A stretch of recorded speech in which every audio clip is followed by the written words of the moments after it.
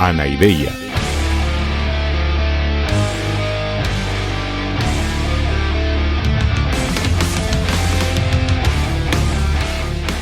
Podcast cínico de divulgación filosófica.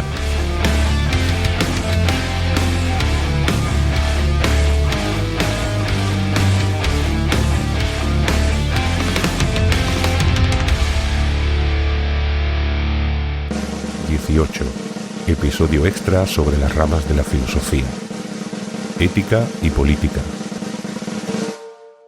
Como decía Jack el Destripador, vayamos por partes.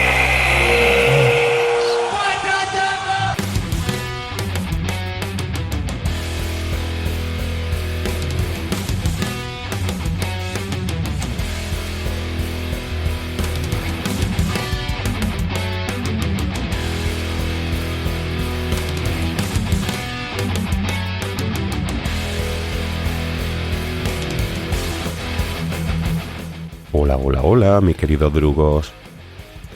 Abordamos hoy este tercer y último episodio sobre las ramas clásicas de la filosofía, porque recordad que el planteamiento es que antes de abordar el pensamiento de Platón y de Aristóteles, convenía hablar y aclarar cuáles son las ramas de la filosofía, porque en los sistemas filosóficos de estos autores lo que hacen es un conjunto orgánico de teorías que se superponen y se integran todas ellas, cada una de las ramas de la filosofía que conviene aclarar en estos programas. En este tercer episodio vamos a hablar de las que se conocen como las ramas prácticas de la filosofía. Acuérdate que en el primer episodio del podcast vimos que la filosofía surge como consecuencia de dos características propias del ser humano, ambas fruto de nuestra inteligencia desproporcionada. Desproporcionada en comparación con otros animales. Estas dos características que nos da nuestra inteligencia son, por un lado, la curiosidad, que es lo que nos impulsa a explicarnos la realidad en la que vivimos, y por otro lado, la libertad, que nos obliga a decidir cómo tenemos que actuar, ya que, a diferencia de los animales, pues no estamos determinados por nuestros instintos. Aristóteles denominó saberes teóricos a la rama de la filosofía que ya hemos visto y que responden a esa curiosidad de la que hablábamos. La metafísica nos ayuda a comprender la realidad en sí misma. La antropología, hemos visto que nos ayuda a comprendernos a nosotros mismos como realidad. Y la lógica y la epistemología, pues nos ayudan a comprender nuestra propia capacidad de razonar y de conocer en general. Pero aparte de estas ramas teóricas, Aristóteles señala que hay una serie de saberes que son prácticos, que responden no a la curiosidad, sino a la libertad. Es decir, que responden a la necesidad de actuar en virtud de nuestra libertad, que nos obliga a nuestra libertad a seguir unas ciertas pautas de actuación para vivir de manera adecuada como individuos, que veremos qué es lo que hace la ética, y de convivir adecuadamente como ciudadanos, que es lo que veremos que hace la política. Por tanto, estas dos ramas prácticas de la filosofía de la que vamos a hablar hoy nacieron con la vocación de ayudarnos de manera práctica, es decir, de ser como una especie de brújula que nos ayudarán a orientarnos y a encontrar nuestro camino como personas individuales y como miembros de una sociedad, como ciudadanos. Nosotros necesitamos la ética y la política, pues por lo que decía, pues porque no estamos determinados por nuestros instintos, como si lo está, por ejemplo, pues acordaros de mi gato Gordaimon. Mi gato no necesita ninguna guía para ser un buen gato. Sus instintos le dicen en cada momento qué es lo que tiene que hacer y cómo tiene que comportarse. Y tampoco necesitan ninguna guía pues para convivir adecuadamente pues con otros gatos de aquí, de las cercanías con las que se relaciona, o con las perras que tenemos en casa, o con los humanos que le pertenecemos. Sus instintos también le dicen cómo relacionarse con todos estos y a quién debe obedecer, o en su caso que no obedece a nadie, porque ya te digo que Gordaimon es básicamente el puto amo de la casa.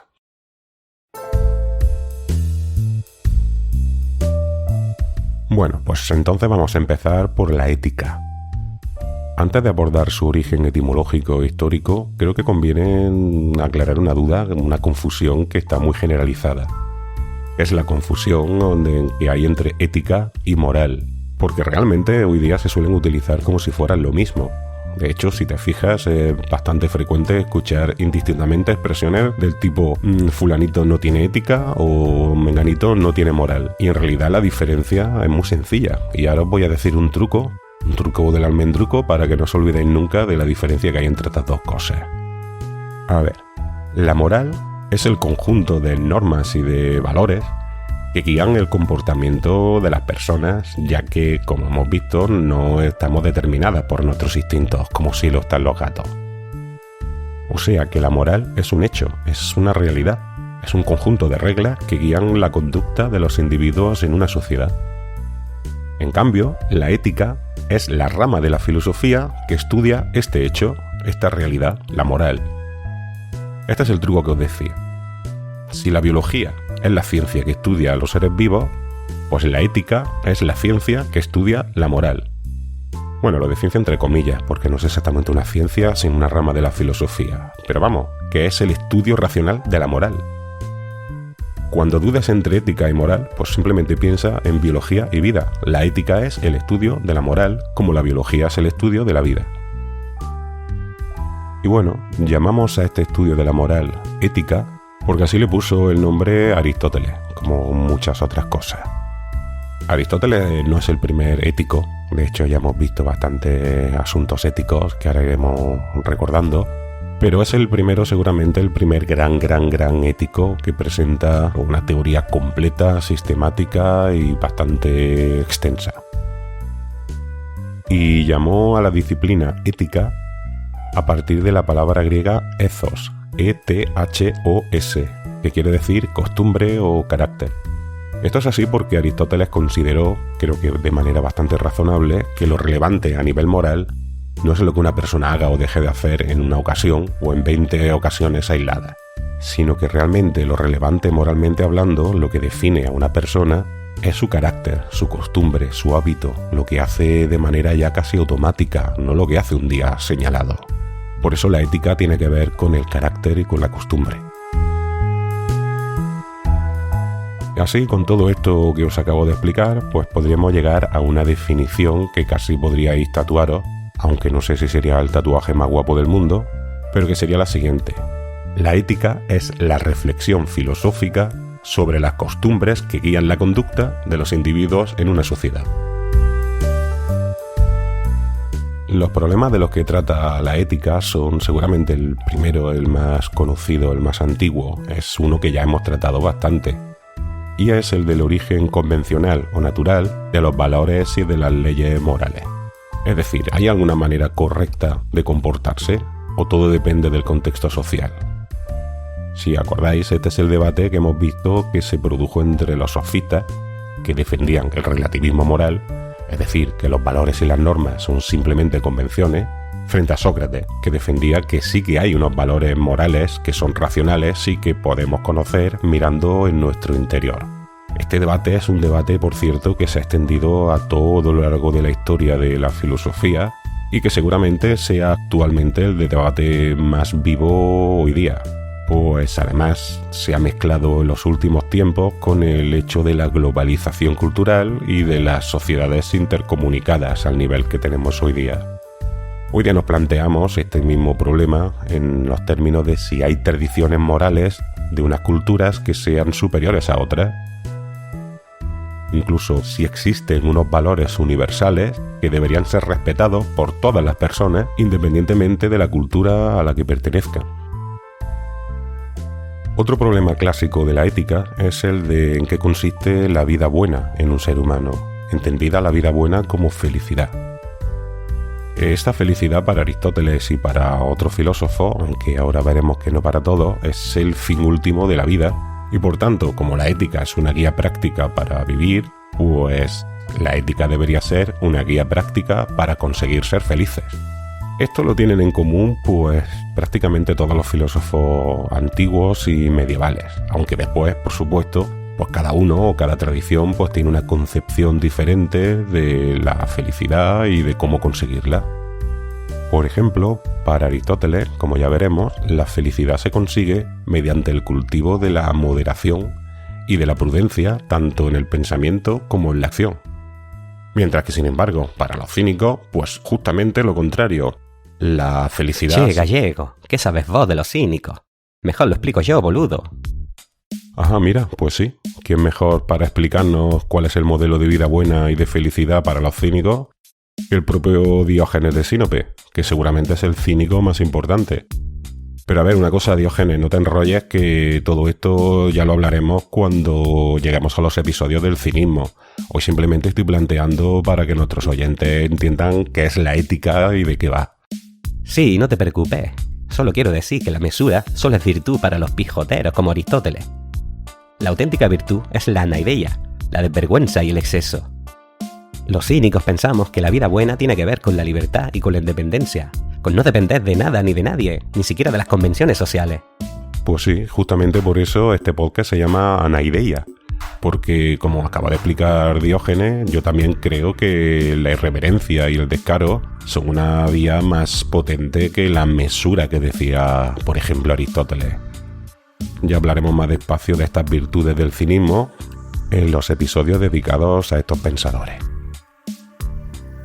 Más adelante en la historia de la ética, mucho más adelante, hubo otro gran filósofo que se llamaba Immanuel Kant, que abrió un nuevo modelo ético diferente totalmente de los anteriores. Kant pensaba que toda la tradición ética parte de un error, que es un error propio de Aristóteles, que es el de considerar que el objetivo de la ética es conseguir la felicidad. Él entiende que una cosa es una buena persona y otra cosa es una persona feliz, y que la ética tiene que ver con el cumplimiento del deber, que es lo que nos hace buenas personas, no con el conseguir la felicidad, que es lo que nos haría personas felices.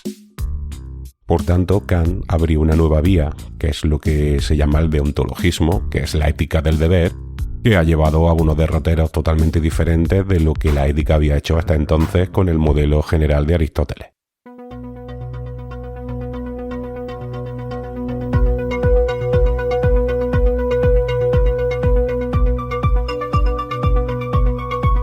En ética distinguimos tres subdisciplinas: la ética normativa, la ética aplicada y la metaética. A ver, todo lo que hemos visto hasta ahora sería lo que se llama la ética normativa, que como hemos visto es lo que trata de decirnos o de ayudarnos a cómo debemos actuar para ser o personas felices o buenas personas. Por otro lado, la ética aplicada consiste en la aplicación de todos estos principios y estrategias al análisis de los problemas éticos concretos. Problemas como por ejemplo la eutanasia o el aborto o el trato hacia los animales. Posiblemente muchos de vosotras y de vosotros hayáis leído o escuchado análisis éticos dentro de esta dimensión aplicada. Y seguramente, eso segurísimo también, que cada uno de vosotros y de vosotras alguna vez se ha planteado algunas de estas cuestiones. Tened en cuenta que sin una estrategia normativa en general es difícil poder hacer un análisis concreto. Es muy complicado hacer un buen análisis ético sin partir de un marco ético general. Y bueno, en tercer lugar, la metaética que os decía es una disciplina seguramente más técnica. Es la parte de la ética que se pregunta por el origen del lenguaje moral, es decir, tanto de los términos morales. Términos morales son, por ejemplo, bueno, malo, correcto o incorrecto, y también del análisis lógico de los juicios morales. Por ejemplo, un juicio moral sería matar está mal o debemos ayudar a los demás. La metaética estudia desde el punto de vista lógico este tipo de enunciados, los juicios morales, y también suele estudiar los estados psicológicos que generan estos juicios morales. Pero pibe, qué cantidad de chantada. Lo único importante de la ética es el libre. Todo ese quilombo que explicás es porque la filosofía se contagió de las complicaciones y la artificialidad de los políticos. Y de los políticos metidos a filósofos como el boludo de Platón. La vida sencilla de un perro no necesita de tanta chantada ni de tanto análisis. Bueno, Diógenes, esa es efectivamente la perspectiva de los cínicos. Y ya te digo que yo mismo la veo como una perspectiva muy sana. Pero bueno, también hay otras y yo tengo que explicarlas aquí en el podcast. Mira, por cierto, me va muy bien que te hayas referido a la tendencia política de Platón, porque justamente de lo que me queda hablar es de la filosofía política, que es la otra gran rama práctica de la filosofía.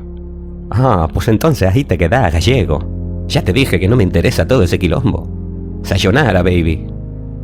Vale, adeusiau, Diógenes. Bueno, posiblemente muchos y muchas de vosotras casi que estaréis pensando en hacer lo mismo que ha hecho Diógenes y dejar de escuchar por podcast porque nos interesa la política. En realidad, yo diría que seguro que sí os interesa. Lo que suele causar rechazo es lo que podríamos decir, lo que podríamos llamar el politiqueo. Es decir, las peleas entre los partidos o los líderes políticos que suelen dedicarse, pues a despellejarse mutuamente, y de los que tenemos la sensación de que solo se interesan por nosotros cuando tienen que pedir nuestro voto. Pero a ver, la política no es eso en realidad. Y si te quedas un ratito, que le queda poco ya al episodio, te explicaré de qué vas y te invito a que me digas qué te parece la política realmente a través de las redes sociales o de los comentarios del audio si lo escuchas en iVoox o el mail del podcast. A ver, para empezar, la palabra política deriva de la palabra griega polis, que significa ciudad y estado. Ya sabéis que los griegos se organizaban en ciudades-estado. Por tanto, la política está relacionada con la organización social de una ciudad, de una sociedad. Aristóteles definía al ser humano como animal político, en el sentido de que somos animales sociales, que convivimos con otros de nuestra misma especie, como también lo hacen, pues, por ejemplo, los lobos, y a diferencia de lo que hacen, por ejemplo, los osos, que son animales que viven en soledad. Pero como decíamos al principio, nuestra inteligencia desborda en nuestro caso nuestros instintos. De manera que, a diferencia de los lobos, pues nosotros necesitamos una serie de pautas para poder organizar nuestra convivencia con nuestros congéneres. Los lobos no necesitan ninguna política porque simplemente por instinto ya tienen una convivencia ordenada y ya tienen sus estructuras y saben perfectamente cómo tienen que relacionarse y comportarse cada uno dentro de su manada. Por cierto, que hoy día solemos hablar de filosofía política para diferenciarla de la política aplicada, que es la que hacen los que no gobiernan, y también de la ciencia política, que es otra de esas ciencias que, como vimos que había pasado con la antropología o con la psicología, que se fueron escindiendo del tronco común de la filosofía a partir del siglo XIX. De hecho, seguramente conocerás también la carrera universitaria de Ciencias Políticas, que es una de las carreras que tiene bastante éxito y que hay mucha gente interesada por ella. La filosofía política podemos decir que es la otra cara de la moneda de la ética, ya que nosotros somos individuos, pero también somos parte de una sociedad, de manera que no solo necesitamos unas pautas morales, sino también unas pautas sociales. Y por tanto, no solo cabe una reflexión filosófica sobre el hecho moral, que es la ética, sino que también cabe una reflexión filosófica sobre el hecho social y ciudadano, y esto es la política.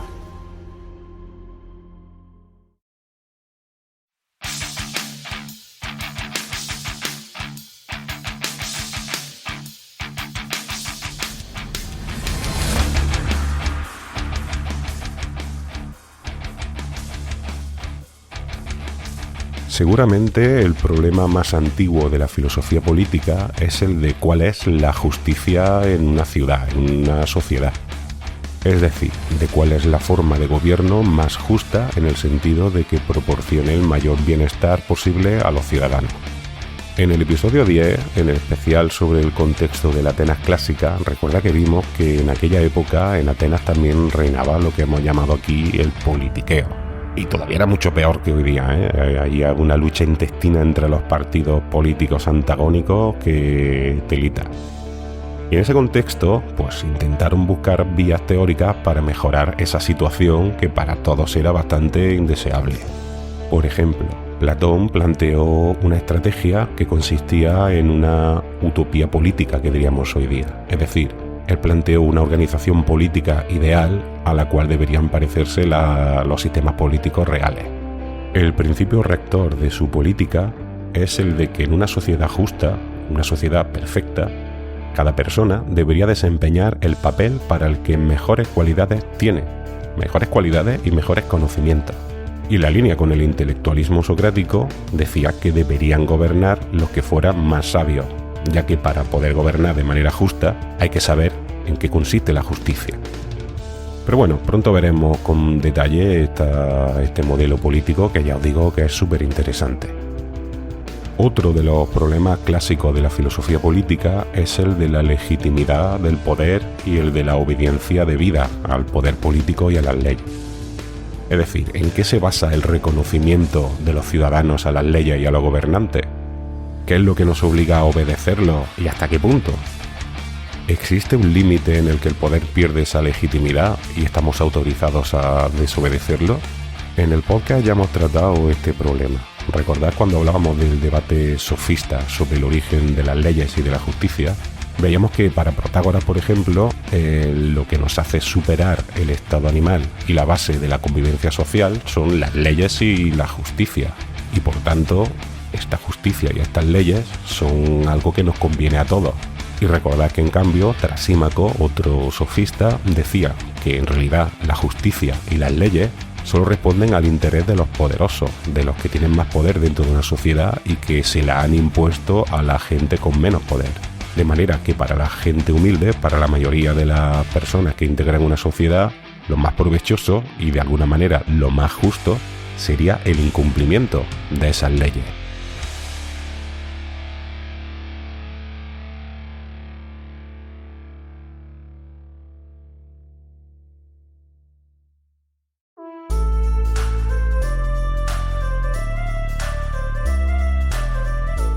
Este mismo debate se transformó en la Edad Moderna en lo que se llama el debate sobre el contractualismo social. Esta teoría del contractualismo se basa en la idea de que hubo un hipotético contrato social o pacto social en base al cual se instituyó la sociedad civil o el Estado. Y sería la vigencia de ese contrato social lo que nos obliga a aceptar la legitimidad del poder político. Porque en el momento que aceptamos las ventajas y los beneficios que tiene vivir en una sociedad civil y sus instituciones, es como si estuviéramos firmando tácitamente ese pacto que instituyó ese poder político, y por tanto tenemos que reconocer la autoridad. Este esquema básico luego tiene diferencias en cada autor. Por ejemplo, Thomas Hobbes o John Locke o Rousseau o ya en el siglo XX John Rawls han defendido diferentes modalidades de ese pacto en los cuales hay distintas cosas que se pactan y distinto alcance de la legitimidad y de la necesidad de la obediencia, pero todos siguen el mismo esquema general. Si la moira del destino así lo tiene previsto, pues algún día llegaremos. Por ahora, lo que vamos a hacer es poner fin ya a esta serie de 3 programas dedicados a esta rama de la filosofía clásica. Y digo las clásicas y principales porque en realidad hay muchas más. Yo me he dedicado a las más importantes y más tradicionales. Pero a ver, me he dejado algunas clásicas, como por ejemplo la estética, que es la reflexión filosófica sobre la belleza y sobre el arte. O hay muchas otras ramas más modernas y contemporáneas porque la filosofía es ya una actividad milenaria y claro, ha habido evolución y han salido nuevos temas. Y hoy día hay muchas ramas súper potentes dentro del mundo de la filosofía, como por ejemplo la filosofía de la religión, o la filosofía de la ciencia, que es importantísima, o la filosofía del lenguaje, que he mencionado un poco al principio, es súper importante en el siglo XX-XXI, y por supuesto también otras ramas que seguramente incluso te sonarán, como por ejemplo la bioética. Y hay muchas más. Lo que pasa que yo lo que he querido es simplemente haceros un esquema para que pudierais entender a los siguientes autores que vamos a tratar. Son Platón y Aristóteles, y realmente Platón y Aristóteles, las ramas filosóficas o temas filosóficos que explotan son estos 6 que os he explicado en estos 3 programas. Pero bueno, os invito a que vosotros mismos y vosotras mismas investiguéis un poco para informaros de todas estas ramas y que también, como siempre os digo, que os suscribáis al podcast, que ya sabéis que es gratis. Y antes os he hablado de las redes sociales y ahora os digo que el usuario de Twitter y de Instagram es @anaideiafm y que el mail del podcast es anaideiafm@gmail.com. A partir del próximo episodio, pues de nuevo retomamos el hilo histórico y en este caso con el pensamiento de uno de los más grandes filósofos de toda la historia, que no es otro que Platón. Hoy acabamos de aquí, así que con esto y un bizcocho, hasta el martes a las 8. Cuando me muera, echadme a los perros. Ya estoy acostumbrado. Para empezar, la palabra política deriva... Joder.